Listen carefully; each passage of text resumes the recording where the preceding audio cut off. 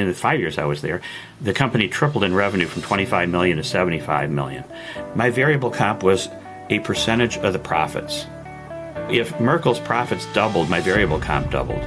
It went up eightfold in the years I was there. That's Dave Cameron, a renowned data and marketing analytics leader. Dave's been working with data for over 25 years, and he was one of the people who built Merkle's analytics from the ground up, years before the firm sold for over $1.5 billion. He later became Nielsen's global vice president of data science, and today he consults and teaches at the University of Chicago. What is applied statistics? It's using data and predictive analytics to understand, based on what's happened in the past and data we have, how can we predict what's going to happen? One of the things we did at Nielsen, it was called talent analytics, and the idea was if somebody were coming up, what was the likelihood they're going to become the next Mr. Beast? How likely is this person going to take off? I think it's underappreciated how important that is to the modern economy and to a lot of the products that we see.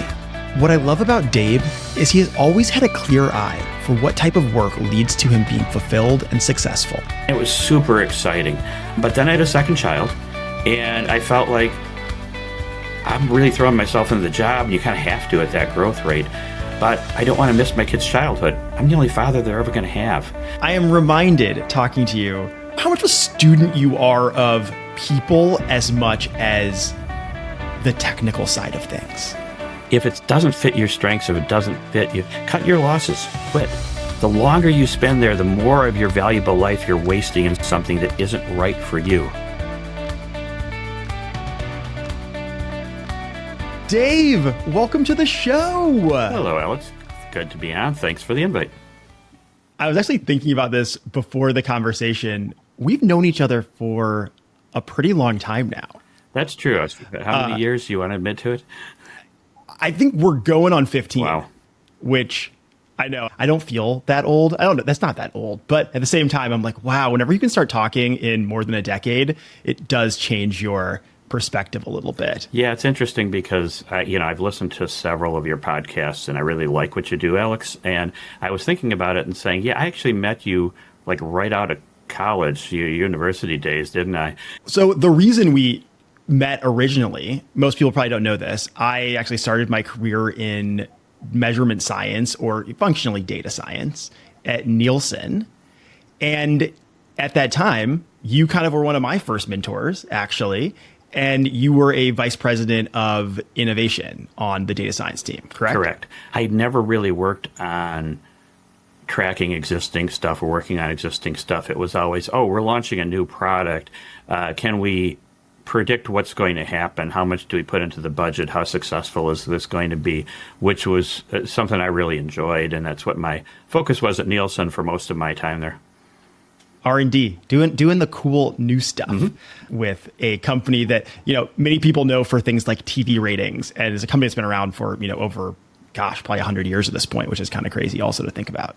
Do you want to maybe give just like a very brief career arc? So you started in statistics and you've had, again, a number of jobs at companies, big and small, seen a lot of growth. Do you want to give maybe the very high level to some of the places that you've been? Yeah, I started out of school. I had got a master's degree in applied statistics, and it's funny because I was pushed. I was a very good student in high school. I was pushed to apply to PhD programs, and I did and got strong. But I ended up going to the Ohio State University, which had a master's in applied statistics, because for me, data science and statistics in and of itself is about the shiny new toy. I wanted to apply it. I want to make money off it. I want to do fun stuff with it, right? And so I went for applied statistics. So when I got out, I immediately looked for a business application that I would understand. And I interviewed at a nuclear power plant, for instance, and I interviewed at the CIA. But I ended up going to a marketing analytics firm, and just a big one. And I learned so much there because there were people who'd been there coming with me 2, 3, 5 years, enough people to learn from that. It was phenomenal. And I did that for a while. And then after several years, direct marketing became a big deal. This was, because when I started, it was pre all this internet stuff. And as things started happening and direct mail started taking off, I left to go to another company. It was actually the local phone company, as they were getting into direct marketing for, hey, cell phones are just starting. Let's get them out there. Let's go. How do we find these people? And think back, yeah, everybody's got smartphones now, but 25 years ago, this was big, And so that experience was what led me to Merkle to say, okay, this was great. I got to work for a telephone company. It was all around, growing cell phones. I want to do this across other clients. So Merkle was a $25 million company at the time. They had 2 marketing statisticians, and they wanted the first manager who would report to the head of their data solutions section. And it was a great opportunity. I'd had my first child. My wife had just quit her job to be a full-time mom. So we packed up and we moved for the job. I was living in the Chicago area. We moved to Maryland. And it was great. I grew so much. I grew the team from 2 people to 14 in the year I was there. The revenues for our group went from $2 million to $20 million just over that 5-year period. And it was super exciting. But then I had a second child, and I felt like I'm really throwing myself into the job, and you kind of have to at that growth rate. But I don't want to miss my kid's childhood. I'm the only father they're ever going to have. So it gave me the opportunity to go to Nielsen to do what you pointed out, Alex, to lead their new product development with statistical stuff. They called it the director of statistical innovation, and I became the vice president there. Couldn't have done it without the Merkle experience, couldn't have done it without the previous big company experience, but it was the right time because I led a function, and it was like a 45-hour week job. I traveled maybe 20% of the time, and I could be there for my 2 kids. And 8 years later, there'd been some changes at Nielsen, ownership changes, things that happened. They cut back on the R&D budget. And I decided to just go up, put up my own shingle. I said, you know what? I got 25, 30 years experience. I've worked at Merkle. I worked at Nielsen. I worked at some other companies. I can do this. And where I found a niche was companies that are small that really need guidance in predictive analytics, usually for marketing purposes. And I made a living off of that. I love it. I don't have to get into company politics. And at the same time, I took on teaching at a couple of universities to give back. I mean, I wouldn't do it for free, but I'm really enjoying teaching predictive analytics and related topics and stuff like that, and helping students, learn this stuff, but also find their way in life. So there's your 5-minute spiel on it. It's a really varied career. And I mean, obviously there's been a focus, which has been, to your point, applied statistics, but you've really seen all different sides of it, right? From small to big to doing it on your own and also teaching it, which is very, very cool and I'm sure different. And we'll get into that. Well, Dave, let's dive into the most important question. Dave Cameron, what is the best job that you've ever had? Like some of your other previous guests, it's a challenging one because it depends on your time in life. But the most transformational was at a company called Merkle. I went there when I was in my, probably late 30s. It was my first opportunity to go to a small company that was fast growing that I wouldn't have succeeded in if I wouldn't have had success with big companies earlier on, because it told me what a big company was like, and it helped me to say, hey, Merkle, you're a $25 million company at the time. I'm your first director of analytics. I know how big companies do things. I can help you get there. But I also learned so much from them as to how to take it, and when you're growing, and in the 3 years or 5 years I was there, the company tripled in revenue from 25 million to 75 million. And that kind of growth pattern continued after I left. And I'd never seen anything like that before or since. And that was just so transformational for me that, but when I say that, recognize that I couldn't have done that job when I was 25 years old. And I couldn't do that job at my current age. You have to be, it wouldn't be right. It's at what stage in life you are. No, absolutely. And I think that's been a theme for a lot of people in this podcast is, to your point, a best job really fits with a particular time in life.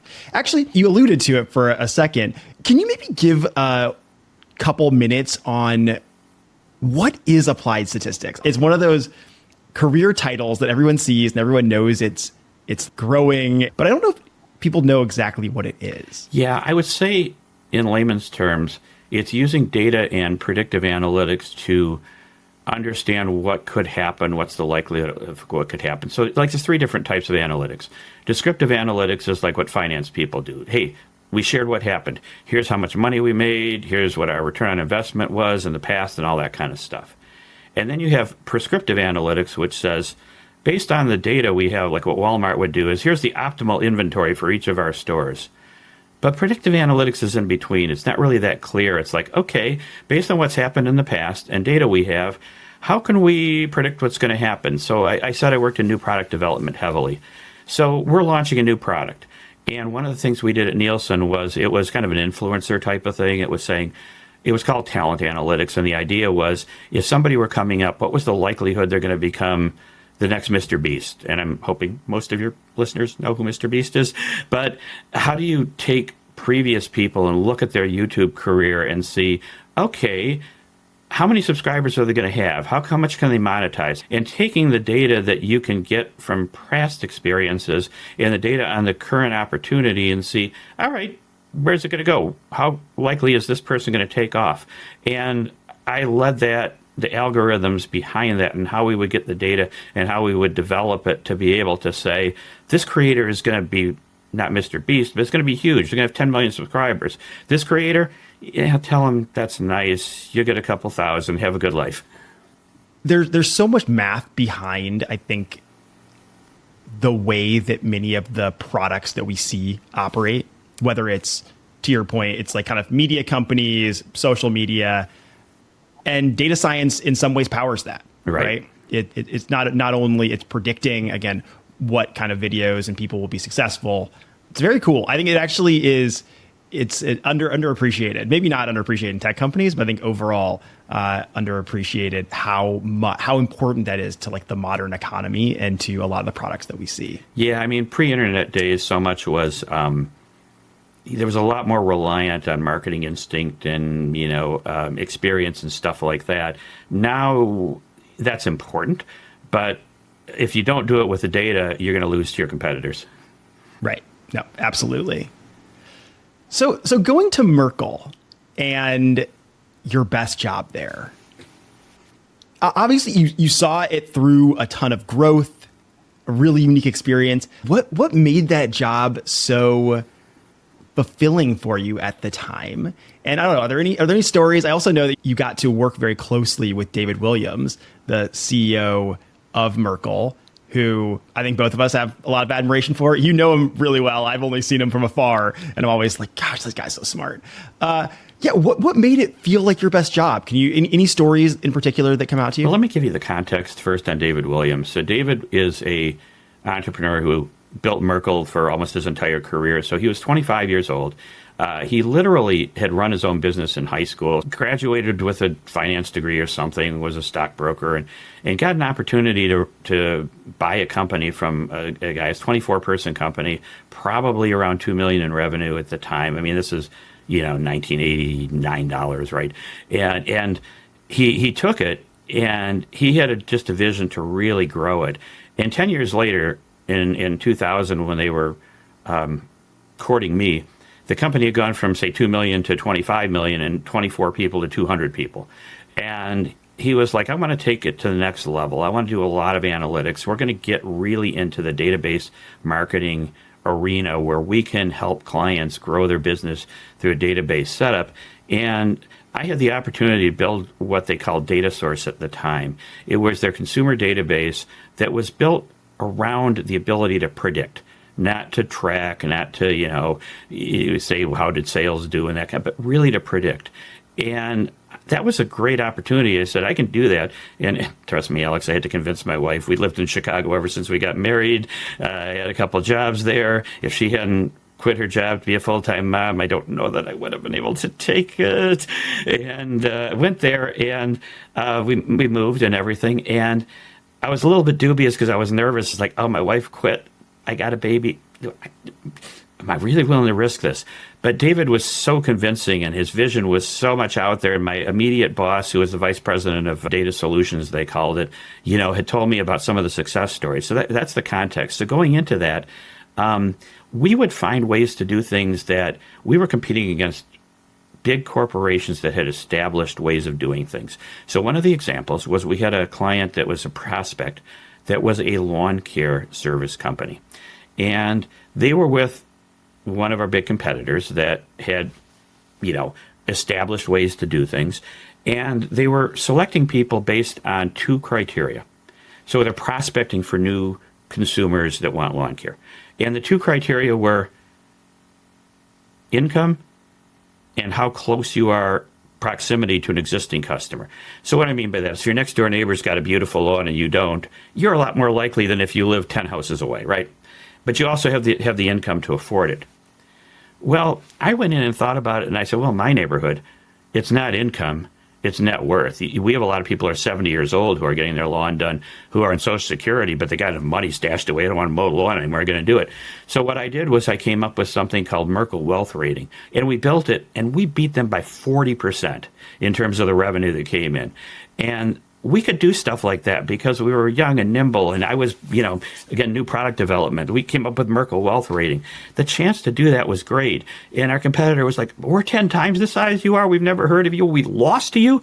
And it would have taken them 3 months to put a wealth rating in because of all their procedures. We did it in a week, literally. The opportunity to do stuff like that and to monetize it was just so great.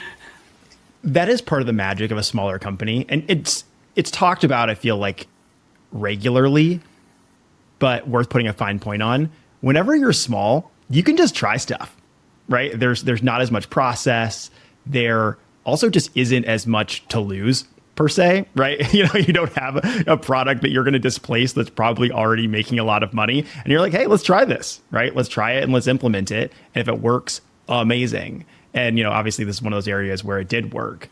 By the way, also just like one note on the data science of what you just said. And like, I think, because again, I get underappreciated is what data science is and the math underneath it kind of just reflects the world and how you were able to kind of think about how their customers, who were their customers? Like that was the first question you asked, right? Like who actually were their customers? What might they be missing in the simple model that they had? And how can we improve it? And in this case, it was just, well, there are a bunch of people who have money, but might not have income. And those are also probably good customers. And then being able to implement that. I've leveraged that throughout. So I have a current client. So I run my own small consulting business right now.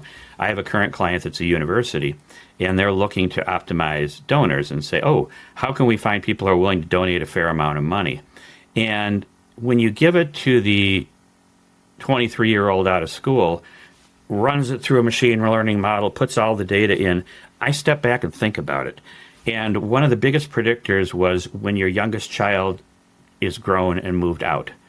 And that's not something readily available on the data, but trust me, that is a huge catalyst for donating to your university. Because in your life, you're now at the point, hey, I'm 55 years old, all my kids are out, I finally have enough money, I don't have to worry about it, I can just donate a few $1,000s to the university. And that's how I consult, is thinking about that. And as soon as you put it in the model, it improves what they were doing overnight. That's so cool. That is, again, for those that want to go into data science, it's not just math, right? It's actually how do you think about people and what they do, and then translate that into math, obviously, and data and things that are usable. So you talked about kind of the impact that you're able to have and how you're able to move really fast with Merkle. What about the people? You said it started as a very small company. You joined this whenever they were beginning to grow. I find that people are often one of the most important parts of having a great job. Who was there? I mean, you already talked about David, but maybe talk about a little bit about the colleagues. And I know you've mentioned you still have, I feel like, a huge network from Merkle that you really respect and continue to be friends with today. You need to find people with passion that want to help clients and want to grow the company, but some of it is also around people who agree with the policies. So David had an interesting way of compensating people, where I actually made less money, what do you call it, base salary, than I made at Nielsen. However, I had a bonus structure, my variable comp, and realized I wasn't in sales. My variable comp was a percentage of the profits, 1%. So if Merkle's profits doubled, my variable comp doubled. It went up eightfold in the years I was there. And that's a big motivator to say, I'm going to not just take on any client. I want to make sure the client's profitable because that's how I'm compensated, right? And David instilled that culture. And so the people needed to fit that same thing. They were willing to say, I'm willing to take a lower salary. And even if you're right out of school. So let's say today, if you've got a bachelor's degree in data science, today's starting salary is around $70,000. But Merkle might tell you, we'll pay you 60, but we'll give you a percentage of the profits. And if we don't make profit, you're at 60. If we make a lot, you could make 90. What do you want to do? So you want people that have that sort of risk-taking mentality, but it's not total risk because you're also gambling on yourself, that you are confident in yourself that you can move the needle that way. And I was confident enough in myself to say, yeah, I can make this happen. I can make it more profitable. And people who weren't that confident, who weren't willing to risk it, didn't work well in that environment. That's really cool. That cultural alignment is fascinating. And I think we often don't think about how, yeah, to your point, structures like the compensation are so critical. And if you don't have people that are aligned with that, that can make it fail or make, for a challenging environment. However, in this case, to your point, it brought people who were very confident in themselves and wanted to work their butt off too, to make the company successful, right? They were motivated by that.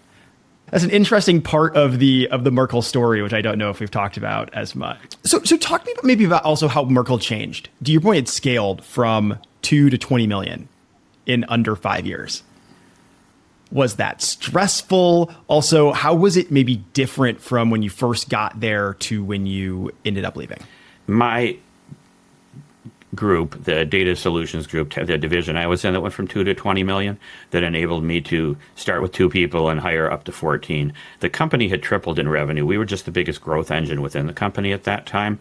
And there was a recognition. So when, if you're an entrepreneur and you start your own company, you know what you do, you know what everybody does. But when you get to the point that you have about, 12 people, 15 people, pretty soon you don't know what everybody does, and it's not worth your time to do that.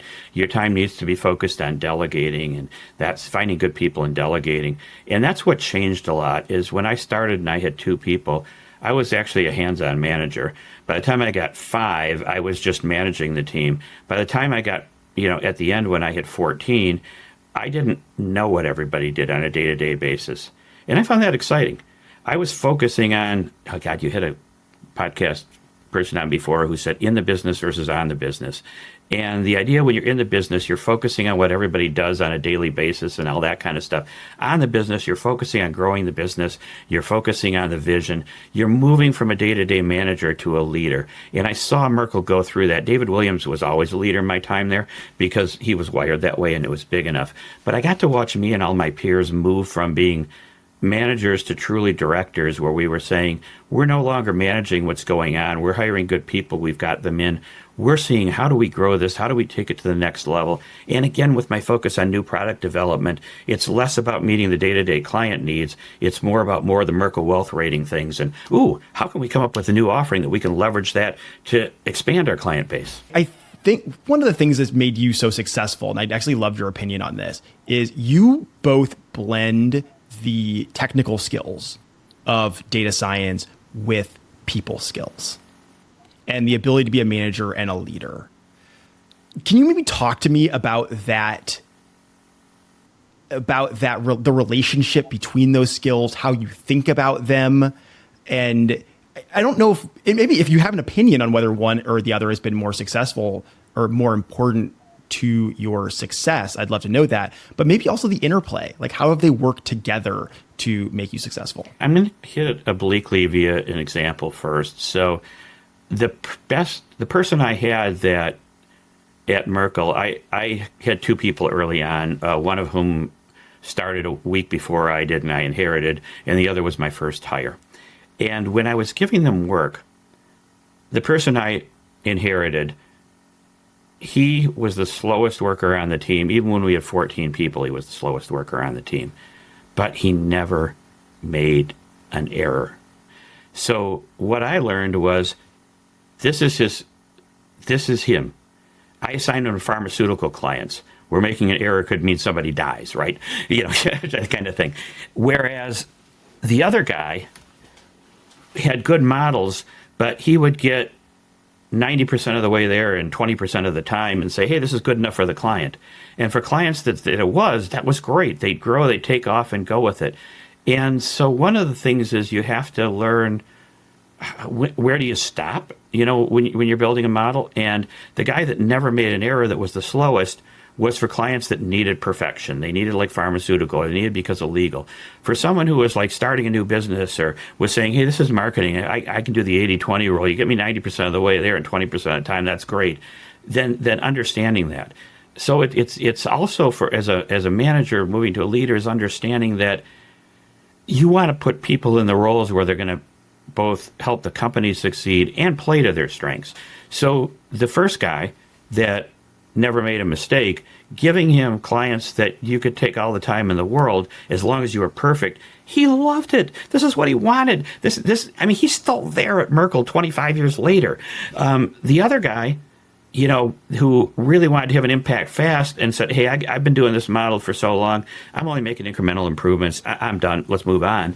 He ended up getting promoted. He became a vice president. He took over my job when I left and did great because, that was what the majority, he was focused on where do I focus my biggest efforts? And I'm going to fail at 10% of it, but that's okay, type of thing. And me understanding where to put people in that is what made me very successful as a manager, growing teams, building teams. Moving on from there to Nielsen, I leveraged that and built 4 different teams at Nielsen. I got moved around a few times and sometimes by my own choice, sometimes not. But I always leveraged that and I recognized where people's strengths were and I built it accordingly. And everybody who worked under me got promoted. It just... Being able to put people in positions where they can use their strengths and they are excited about the role is actually like a magical part of being a manager. Like, see, to your point, like being able to find that fit, help someone probably find that fit. I feel like, and then when it works out, like that is one of the most rewarding feelings. And you do it so well. And again, it's I think people, when they look at you, you've had very senior data science roles, they might go, oh, he's very technical, right? And you are, and obviously you do understand the technical side of it. But what made you a VP and a global vice president? Those were probably the people skills and being able to actually manage teams and make them more successful. Yeah, and to me, that's important. And I think we could come back to it if we talked about, how do I help students? It's the same sort of thing. Come on, there's millions of jobs out there. Don't settle for one that doesn't fit your strengths, that doesn't excite you. If you got to put food on the table, sure, but find something that you're passionate about that also plays to your strengths. That's the theme of the show.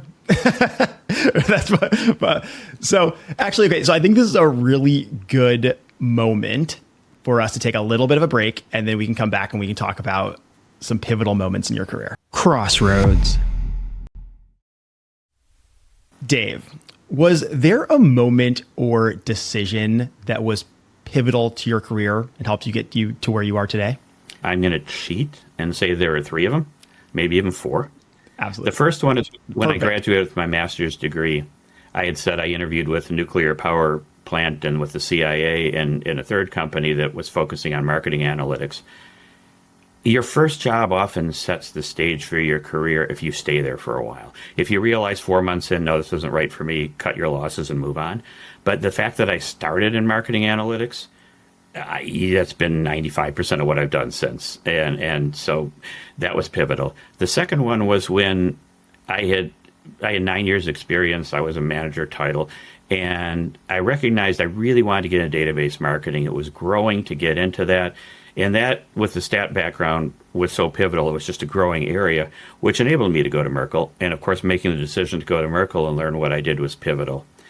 I would say the next one was actually after going back to Nielsen when they started this statistical center and methodology type of thing. And I was given the opportunity for a global role and recognized that, hey, my older one is now at the university level, my younger one's in high school. I can do this and travel all over the world and go in and listen to different cultures and understand that.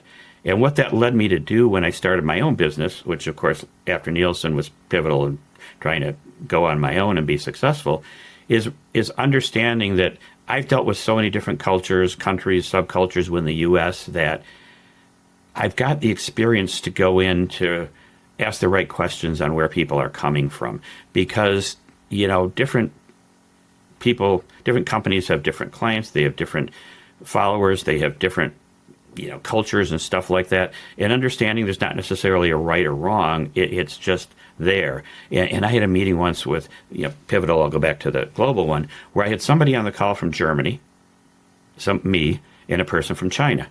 And Germany's culture is very in your face, straightforward, take over, that kind of thing. China's very, oh no, we don't speak unless we're spoken to.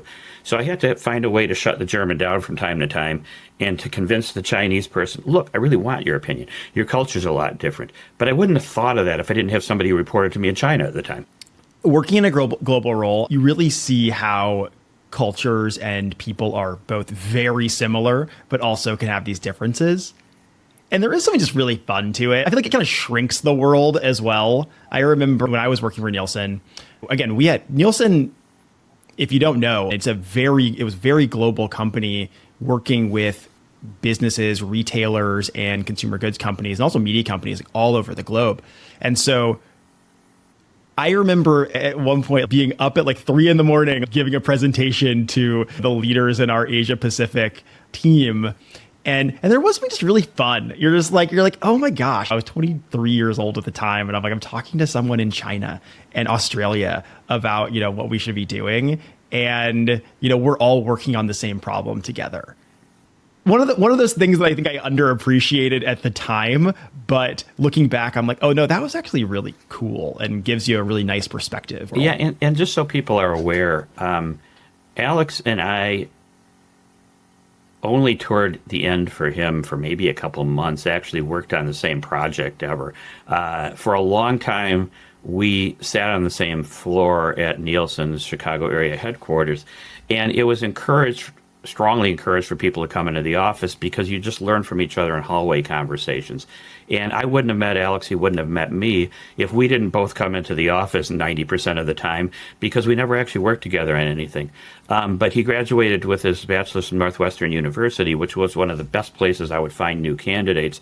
And I would take Alex with me, and I got to know him.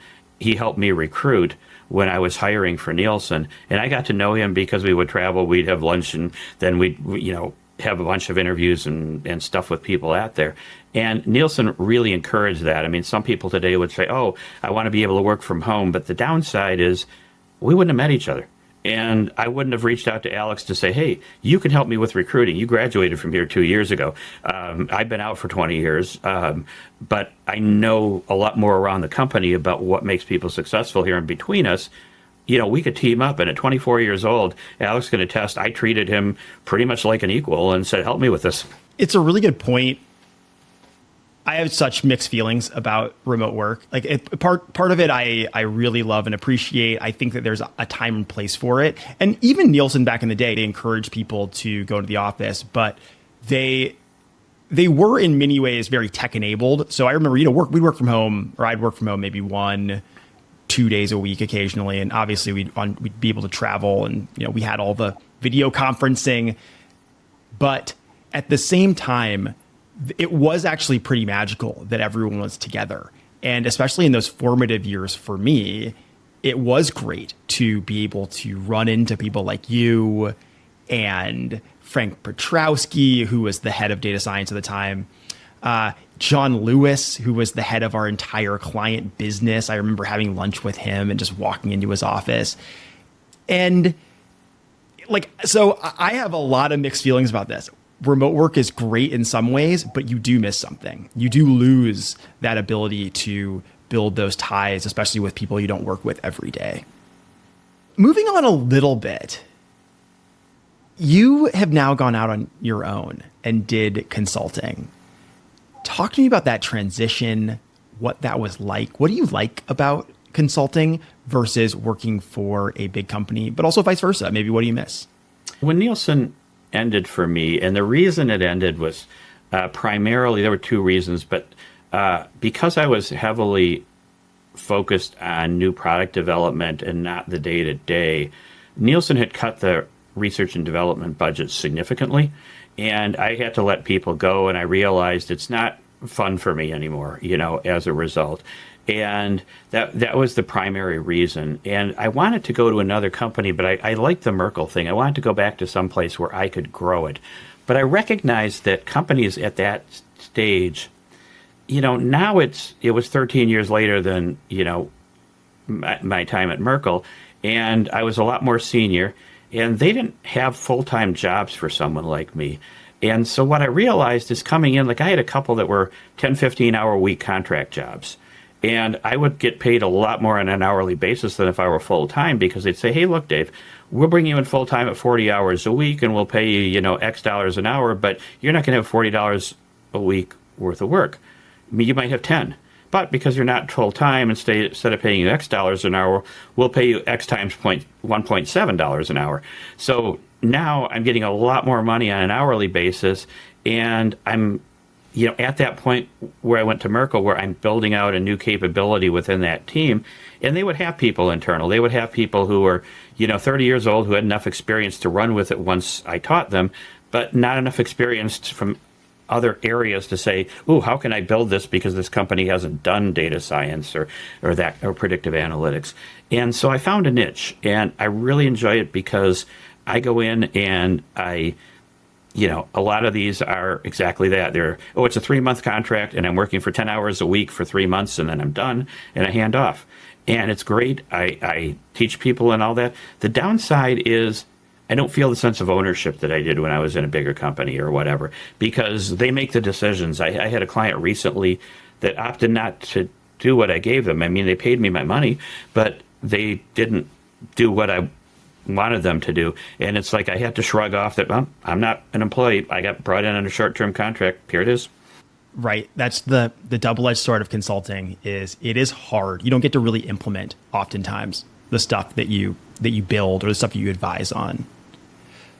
But it is pretty cool that you get to use, again, the years of experience and knowledge you have to be able to come in and really provide that expertise to a lot of different companies. And I know you also have worked with some really cool companies. We don't need to like name drop everything, but at the same time, it must be kind of fun to work in a number of different industries. And because I know you've worked with huge clients, and you've also worked with some pretty small ones, and been able to provide experience that you've had to places that wouldn't typically get that type of or that caliber of support. So you now teach at University of Chicago. You have taught at Aurora, Benedictine, I think other Lake Forest as well. Yeah. So you've done a lot of teaching these days. What drew you to teaching? What do you love about that? And I guess how has that given you energy? It goes back to innate strengths again. I was never the best hands-on data scientist. I did it well, but my strengths are, as a manager, I have the strength of recognizing people's strengths and gearing it toward it right. But for me, one of them is context. Is I want to understand the business context. So like the lawn care example I gave earlier, talk to them. What are they trying to do? What services do they offer? And that's when I realized, a lot of their customers are 70 years old who don't have much income. They're living on Social Security or pension or whatever, but they've got enough, expensive house enough to do this. Understanding that context is key to me. And as a teacher, you need to set the context. And I believe I do that well. And another thing is communication. I'm a storyteller, if you haven't figured that out from our half hour together right now, is that I explain things by ways of stories, and people don't remember cold, hard facts, but they remember my stories. So I get a lot of students who, when they get out and they get into the world, say, ooh, I remember Cameron talked about this, and he gave, like the lawn care example, he gave a story behind it, or he talked about, the people at Merkle who, and the strengths and that kind of stuff, is that they just remember it. And I've cultivated it, but it was a strength I've always had. And I just have to work on it to make it superb.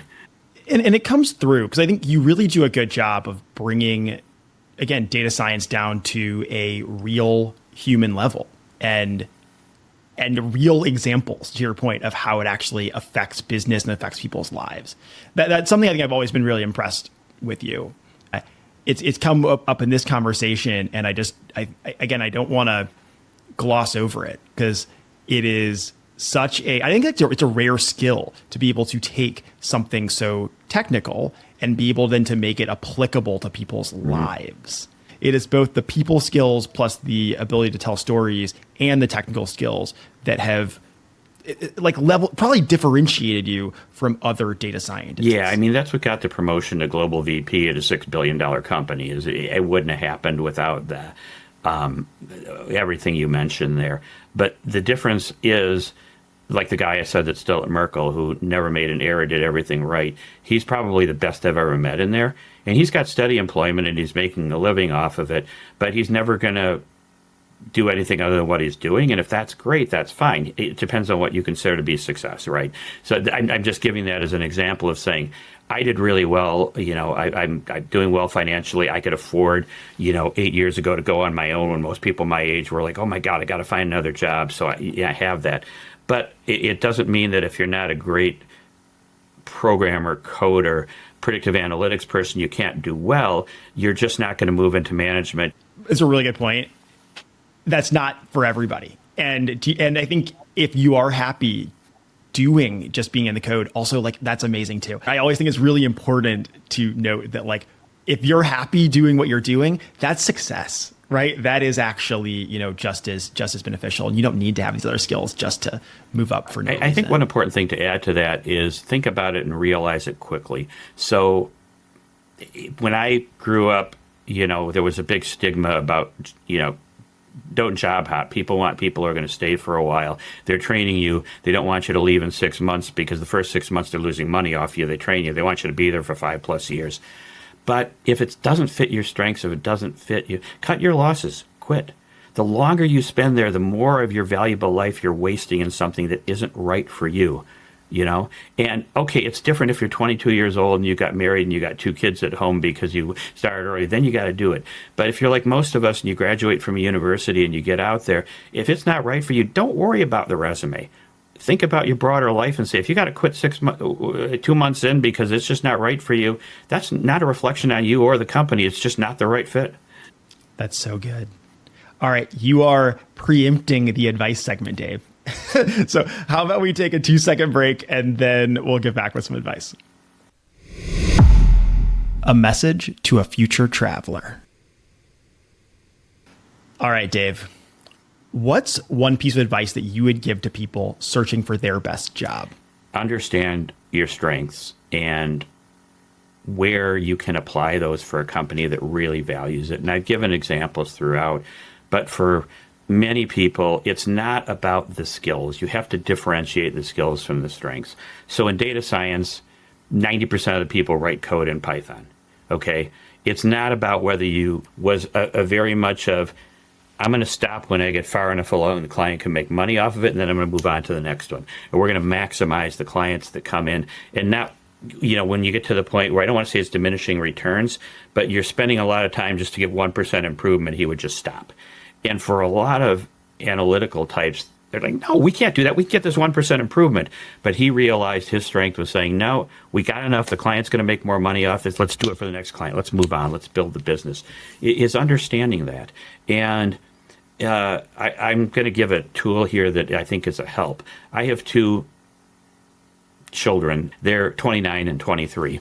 And both of them got to a point where my son, because he graduated high school into COVID and was trying to figure out, okay, what do I do? And my daughter, who had, after COVID ended, who's the 29-year-old, had to figure out, okay, where do I go from here? They took a tool that I took, and I made everybody who reported to me take it, called the Clifton Strengths Finder. And Clifton has 34 categories, and they tell you your top 5 strengths, and they don't tell you your bottom 5, which would be your biggest weaknesses, because their theory is that you get a job where you can play to most of your 5 strengths, and then your weaknesses become irrelevant. So like the guy that was the slowest in the group, a weakness would be considered, well, he's the slowest. So I put him on clients where perfection is important, and it's a lot more important than speed, and then his weaknesses don't matter, right? And so that's what you do. So for me, when I look to advise students I have, or when I look to my own career, I don't want to be a back office statistician that only codes in Python because I have communication skills. It's a strength of mine. And so I encourage everybody to do the same. But the Clifton Strengths Finder, it's a great tool if you need help with that. I've taken it twice. I took it when I first got promoted into management, and I took it when I became a VP 10 years later. And 4 out of the 5 strengths were the same, because most of them are just innate things. But one changed, and it was really saying, oh, before I was an individual contributor, now I'm a VP. How did I evolve over time? And it helped me understand, oh, over the last 12 years, yeah, I've changed. My number 1 strength was exactly the same because it's innate. Know your strengths. Couldn't agree more. It is, if you're not using them, and by the way, I think strengths are not just what you're good at, it's what gives you energy. Yes. Right? And if you know that and you play to those, man, you'll be so much happier. Yeah, let me add one more thing, actually, you just got me thinking about there. I think another thing is when you want to make something great. So if you have something that's mediocre and you just want to make it a little better than mediocre, that's usually not very rewarding. But if you have something that's already good and you want to make it great, that's usually very rewarding to people. I have an example where I talk about my son. My son was a distance runner, and in high school, when he started his freshman year, he was the second fastest freshman on the team. And he broke a 5-minute mile. I don't know how big that feels to people if you know it.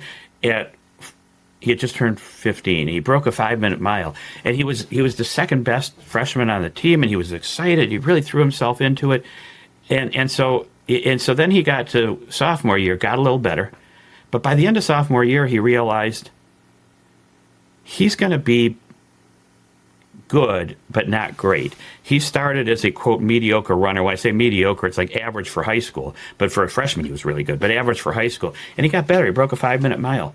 But to get a college scholarship, you need a 4:25 mile. And he realized, I'm never going to get there. And so what he did is he stayed on the track team. He ran, but it was an obsession with him his freshman year. It was close to his sophomore year. Junior year, he's saying, this isn't where I want to focus.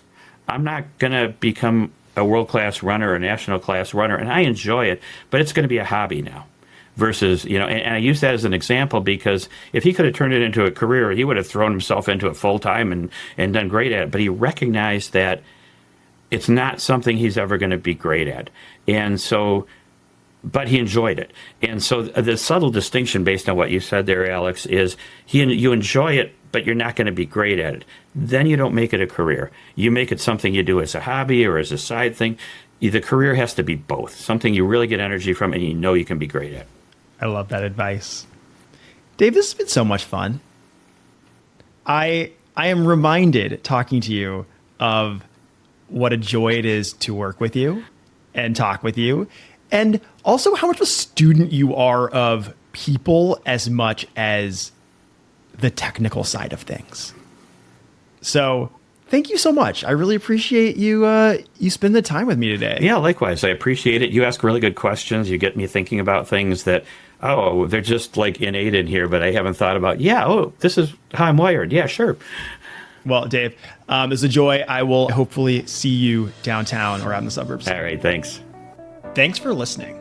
If you enjoyed this podcast, send it to a friend and give us a follow. We're looking forward to making more of the best job I've ever had.